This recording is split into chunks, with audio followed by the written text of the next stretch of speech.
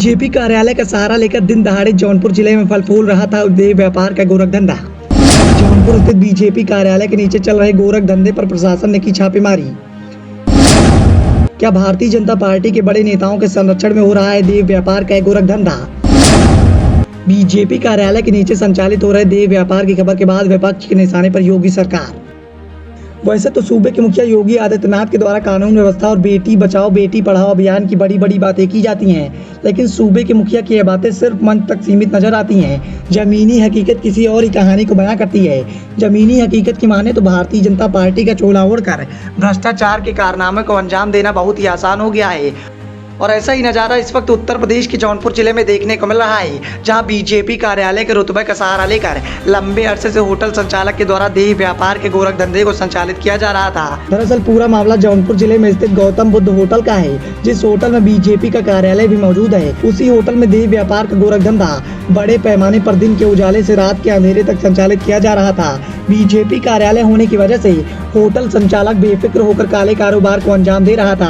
Hotel संचालक के BJP के बड़े बड़े नेताओं से संबंध थे और सत्ता और सरकार में बैठे बड़े नेताओं से संबंध होने की वजह से ही होटल संचालक लगातार बेफिक्र होकर काले कारोबार को अंजाम दे रहा था। लेकिन होटल संचालक को इस बात का तनिक भी अंदाजा नहीं था कि प्रशासन की कार्यवाही का चाबुक यहाँ भी चल सकता है। और जब प्रशासन की कार्यवाही का चाबुक इस होटल में चला तो होटल संचालक के साथ साथ भारतीय जनता पार्टी के जौनपुर जिले के बड़े बड़े दिग्गज नेता भी निशाने पर आ गए। विपक्ष के द्वारा योगी सरकार को टारगेट किया गया। समाजवादी पार्टी के मुखिया अखिलेश यादव ने इस घटना को ट्वीट किया। हालांकि समाजवादी पार्टी के मुखिया अखिलेश यादव ने इस घटना को चुपचाप ट्वीट करते हुए कोई भी वक्तव्य पेश नहीं किए, लेकिन समाजवादी पार्टी के मुखिया अखिलेश यादव का ये ट्वीट और समाजवादी पार्टी के मुखिया की खामोशी ने बड़ी कहानी को बयां कर दिया।